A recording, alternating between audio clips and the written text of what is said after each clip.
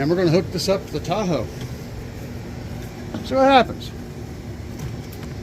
24 volt capacitor hooked up to a, look at that. Look at this thing. Weighs like, I don't know, 10, 15 pounds. All right, so the first thing I want to do is see if there's any charge in this capacitor. And I got it set on DC volts. We're just going to check and see if there's anything in there. And it's showing 8.52 volts. So there's a little bit of a residual in here. 5 volts may not seem like a lot, but this is a capacitor, not a battery. And those things are completely different.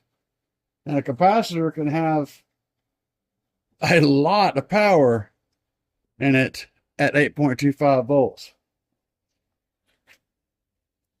All right, so this cap has been set up for who knows how long. We tested it. It's only got 8.5 volts in it.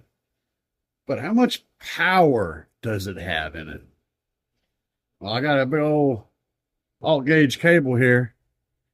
I'm gonna lean back here and we're gonna sparky park and see what happens.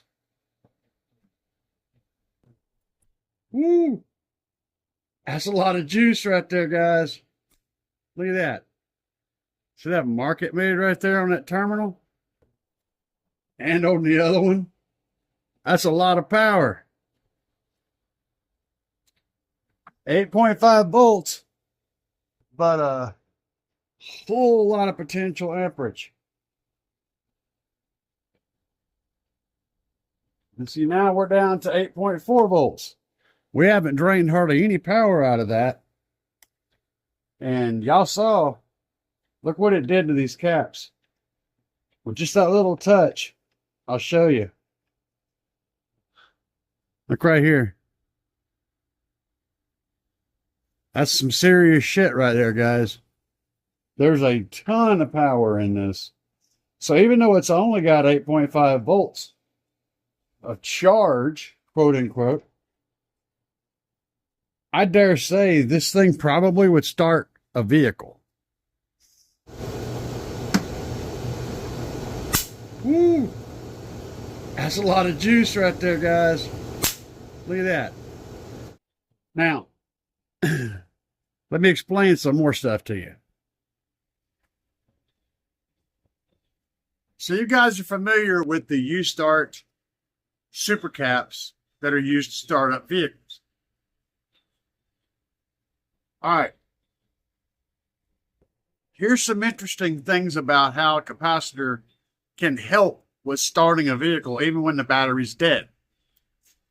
You saw that all we have to do is get that capacitor up to 7, 8 volts, and it's got enough power to start a vehicle. Now, I didn't start the vehicle. I didn't show you that, but trust me, it does. And the cool thing about a capacitor is it can store a lot of energy at a fairly low voltage. So if you've got a battery that's drained down to the point to where it's got like 8 volts or 9 volts in it, it's not going to start a car. But that 8 or 9 volts that's capable of producing from that battery can trickle into a capacitor and build up enough storage of energy to where whenever you turn the key on and let that capacitor dump that power into the system, it can start a car even on that low voltage. That's why these things are really cool and used in a starting module for a vehicle.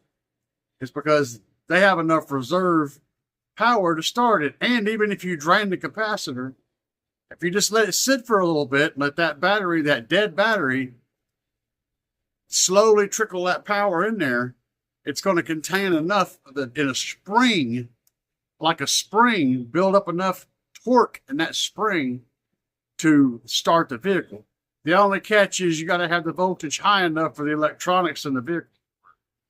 So, bearing in mind that this is actually a 24 volt capacitor, there's a whole lot of potential energy in this little tiny box that doesn't weigh much. I mean, I could pick this up with my fingers on one hand easily, maybe 15 pounds or so. So it's not a heavy rig, and it's got a ton. Well, it can contain an absolute ton of energy. Surprisingly. So even if the voltage is low, don't let that fool you in thinking that the power is low.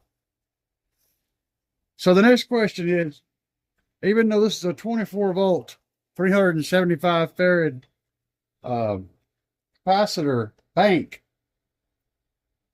you notice it's sitting at 8.2, 8.5 volts. And so what happens if we put a battery charger on this and just charge it like a, at 12, at the same charge you would use to charge a 12 volt battery? So how would this work? Well, let's find out. All right, here I have a battery charger that I use all the time to charge up my banks. It's automatic, and we're just going to put it on here. It's set up to charge lithium, so it's set up to charge a little bit higher voltage, like around to maintain something at around 13 and a half volts or whatever. So what's it going to do when we put it on here? Let's find out what it's going to do. The battery's showing a voltage of 8.5. That's a little low. We'll see if it picks up on it and just starts charging. It's in the repair mode because the voltage was below 9 volts, right? So it switched itself into repair mode, and it's charging the battery, or it's charging the capacitor.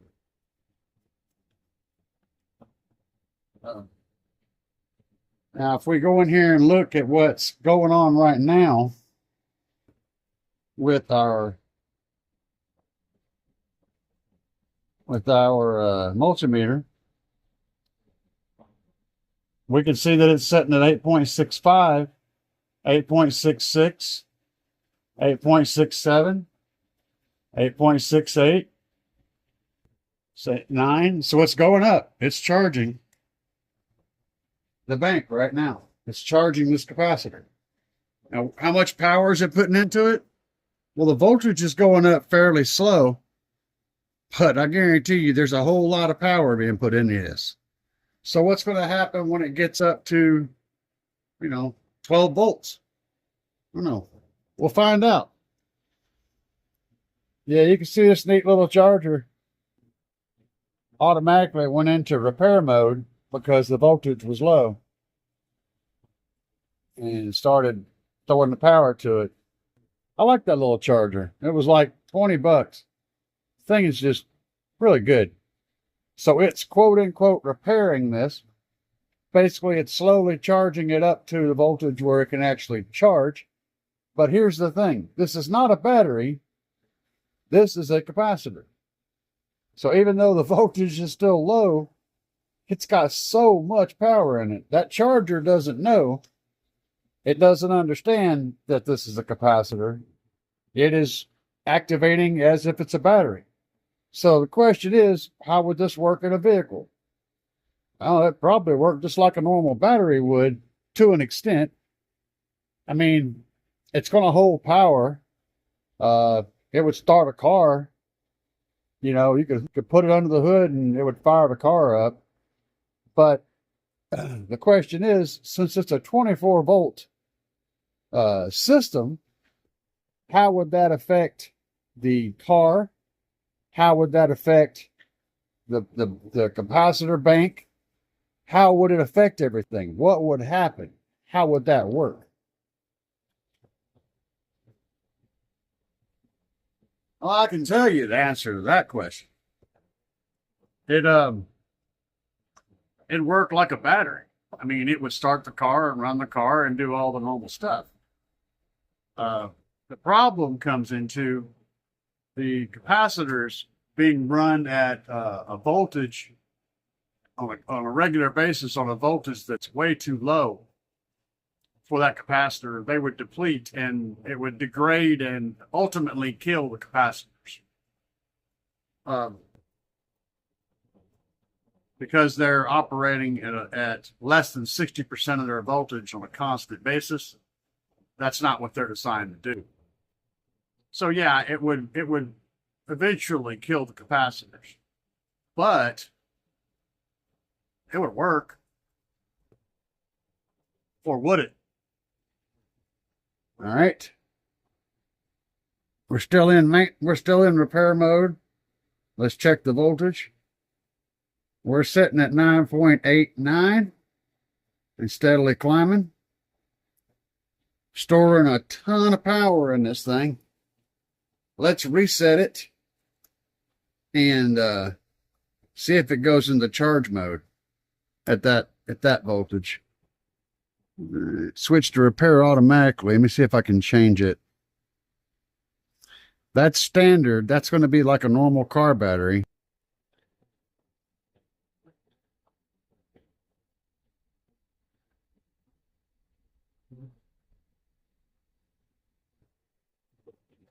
$10.7. That's what it's charging at. Let's see what the voltage looks like now. Let's put more power in now. Oh yeah, we're up to 10.69, 10.71, 7.3, 7.5. It's climbing fast. Now it thinks this is a car battery, so it should back off around 13 volts or so. But it's going up quick. You see that? There's not a ton of room for a lot of energy that way. It's like a capacitor storage is different than a battery storage. So it doesn't have a deep charge, and it doesn't take long to get a lot of power in there. But it does a whole lot with that power that it has in there. Again, it's not a battery, and so it reads differently, and it behaves differently. This charger should shut her off here at about, around the 13 volt range. We're going to let it keep going here and watch it and see what we get to. You saw what it did at 8.5 volts in a depleted state.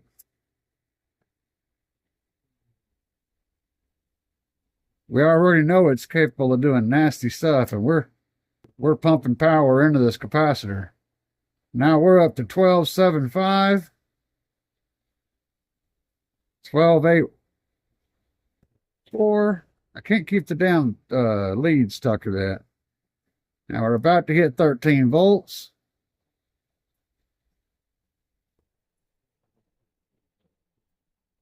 How high are we going to go? This capacitor can be charged up to 24 volts safely.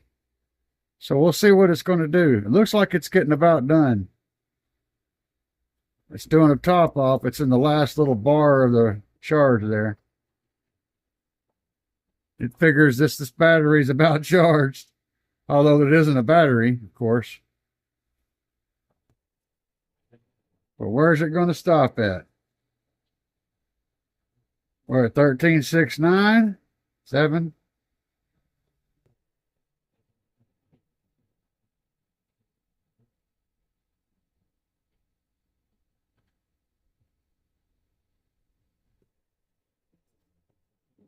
$14 volts, coming up on 14 volts.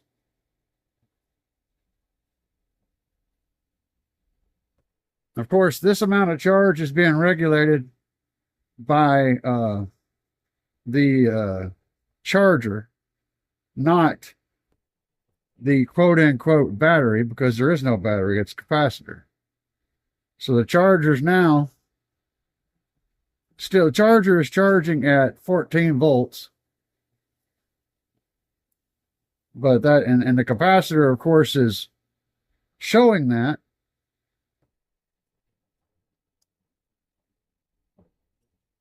Okay, it says it is full and is turned off at 14.21 volts.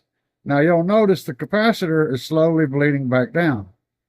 You see that? It's down to 1419, 1418, 1417.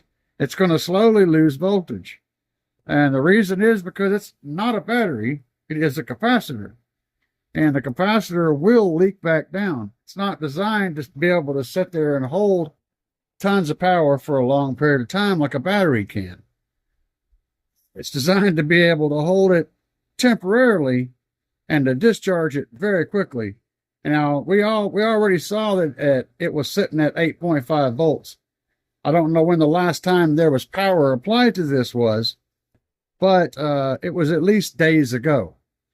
So, considering that, this battery right now, or this capacitor right now, it has the same voltage as a nice hot charged battery.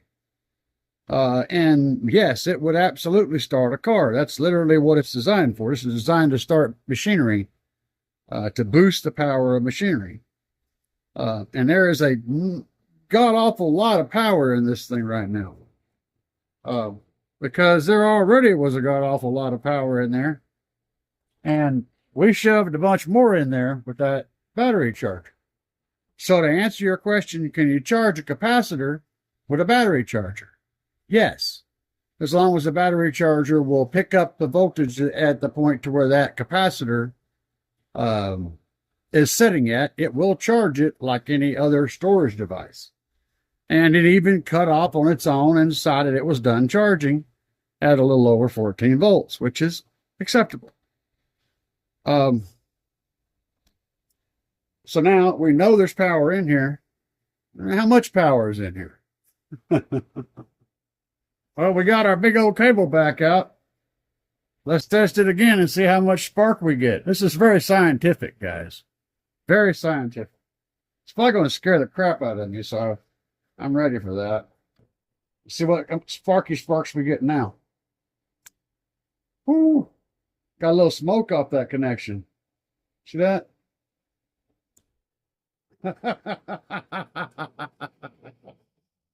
Guys, it's going to scare the crap out of me, so I'm ready for that. Let's see what sparky sparks we get now. Whoo! Got a little smoke off that connection. See that?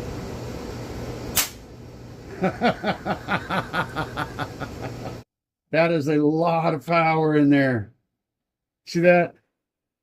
What happened then was in that split second, it turned this metal into liquid slag, and that slag got all over this. It literally liquefied the metal of this, the copper, and that is all over this. If I was to be very careful and really touch it and hold it for even a tiny amount of time, it would weld these cables to those terminals, and I wouldn't be able to stop it, and it would basically explode the wire, possibly explode the bus bars. Things would go very, very badly because there's enough power here to literally liquefy metal instantly. And so think about what all in here is going to get liquefied, right? This cable will pull a whole lot of current. It's probably not going to be the first thing to go. That's why we're using, in my hands, are using something that I know was very likely to get destroyed. But inside here, there's going to be bus bars connecting these cells together. Wherever the weakest link is going to melt. And eventually, and I say melt, explosively melt. Like if you drop something like that butter knife across here, it would most likely go pow, and molten chunks of butter knife would fly around, and the butter knife would be much smaller than it was to start with. The problem is with doing that is there's a chance the butter knife could weld to these terminals and something else would be destroyed, and things could get catastrophic. So we're not going to do that. I promise you, though, shorten these terminals together with anything significant can be very destructive for you and the equipment. So there's a god-awful lot of power stored in capacitors, and you've got to be careful with them. You do not want this to blow some shit up. And they are essentially electrostatic bomb at this point. Capacitors are dangerous as hell. And I don't mean that in any other way except for they are straight up dangerous and to be respected.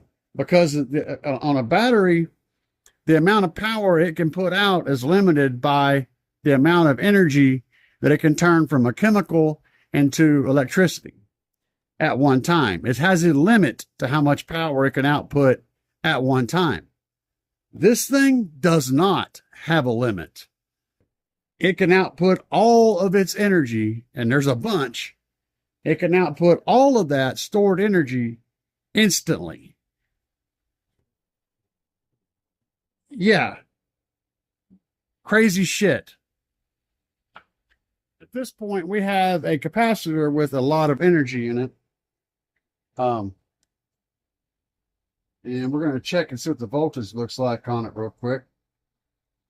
After it's been setting for about 10 minutes or so, after our little explosion experiment, we're sitting at 13.85, 8.4. And it looks like it's stabilized. It isn't really dropping much. So it's basically a little bit hotter than the average car battery. So let's test. I've got a light that's designed for a 12-volt system. And we're going to see if we can discharge this thing with a light. Now, I don't know how long it'll take.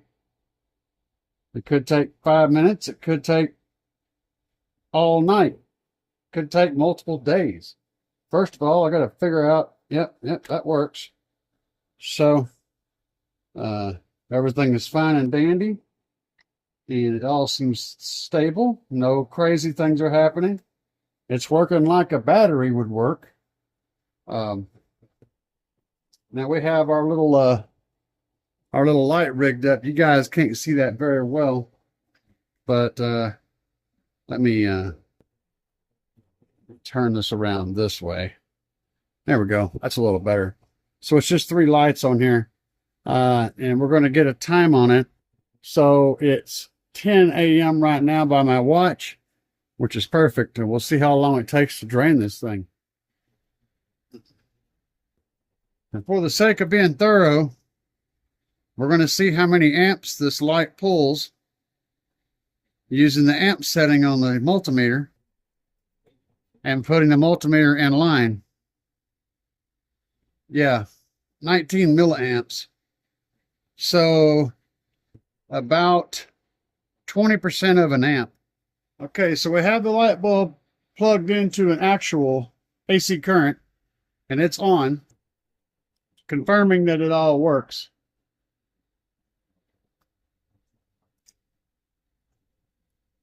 And that the switch is in the on position. I'm going to trim these wires and wire this up better. We're sitting at 13 minutes. Of course, it's still going. Guys, got any guesses as to how long that light would run? It's going to run far below 12 volts. There'll be a point to where the, I think it's actually LEDs. There'll be a point to where the LED will no longer have enough voltage to function, but and it will turn off. And I don't know where that's going to be at. Be interesting.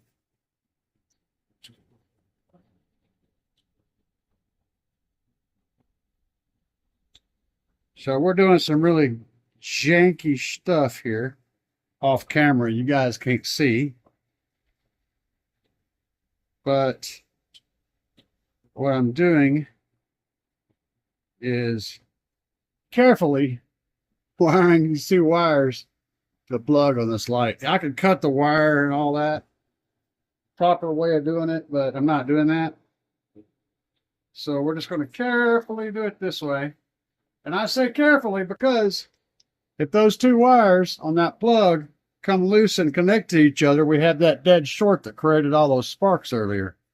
So that's dangerous. We're going to carefully do this. And we're not getting any light. We're going to switch it. I don't know why I would, but you know, going to switch it. Still not getting any light. So is there power going through there? Well, I don't know. Let's find out. We can test that.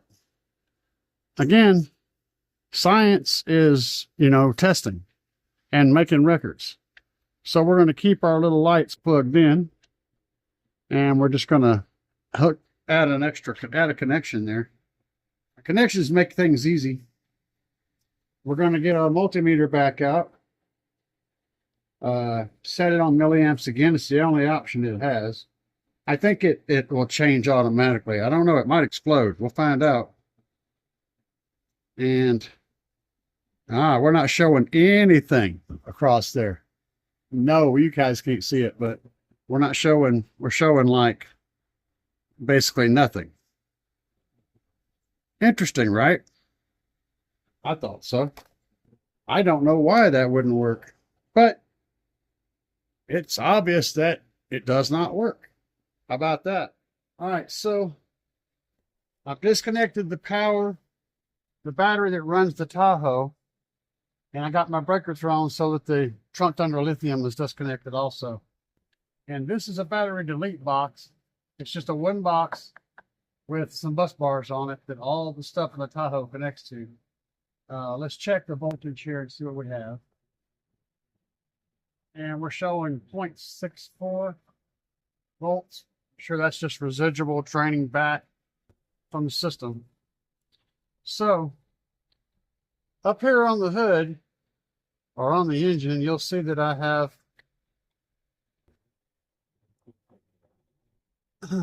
this Maxwell 24 volt cap, which we have charged up to around 14 volts. It's actually dropped down to like 13.69 or something like that. I'm going to try to get it in a stable position. I'll have to reposition it again. I don't want it to fall. I'm going to move these wrenches too. Now these jumper cables that I have hooked up to this have a volt reader on them. And my connection is variable because, let me reconnect this, because these terminals are not tight. So they're just kind of spinning and there's a connection. We'll get it connected.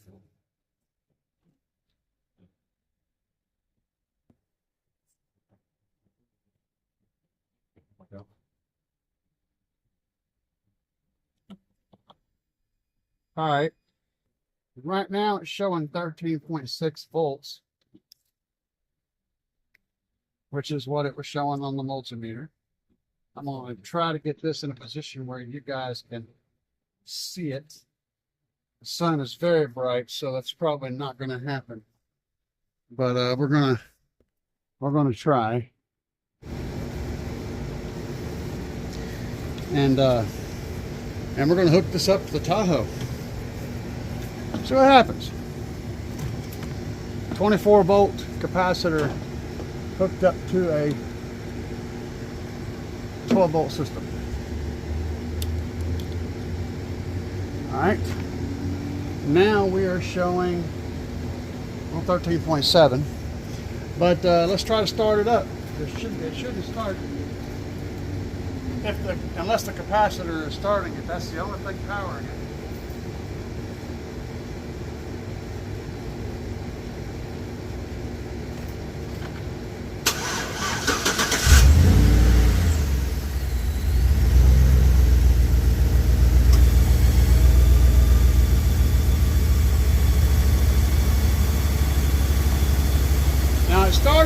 bit slow, but it did in fact start.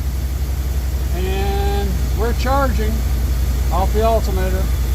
We're at 14.7, 14.8, which is where it should be. And it's stabilized at 14.8. So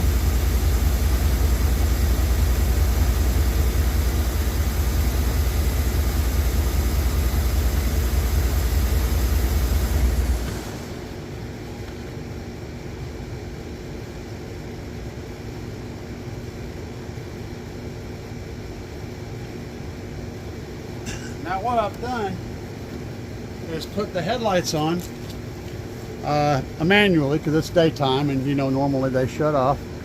And we're going to see if we can drain this battery or this capacitor down, how long it's going to take before the headlights go dim. We're at 13.5, 13.3. I said I don't think you guys can see this, but I'll tell you what the voltage is reading. 13.1, 13. It's dropping pretty fast. So we had the power to start the Tahoe, even though we only had this 24 volt 375 farad cap charged up to 14 volts. It was sitting at 13.69 or something like that, but there was still enough current in there to do it. I love experimentation.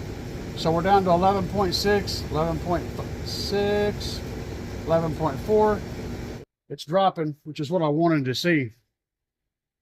We're going to let those headlights run that sucker all the way down. And then we're going to talk about the results of this test. And I think you guys will find it interesting. So we're down to 7.6 volts. It's only been doing this for maybe a couple of minutes. Doesn't take long. Think of a battery as a big, huge spring that's very soft. Okay? You push it and compress it, it can release all that energy over a slow period of time and give you tons of energy. Well, think of a capacitor as a very small spring that's pushed very, very, very tight and compressed very tightly. It's not going to release the power very long, but it can release a ton of it very quickly. That's kind of how these chemistries work. So we're down to 6.1 real time. I want you guys to see how this is. So after the headlights drained the power down to around 5.5 volts, the headlights turned off, and the whole thing stabilized, and we disconnected it. But there's more to come with this story.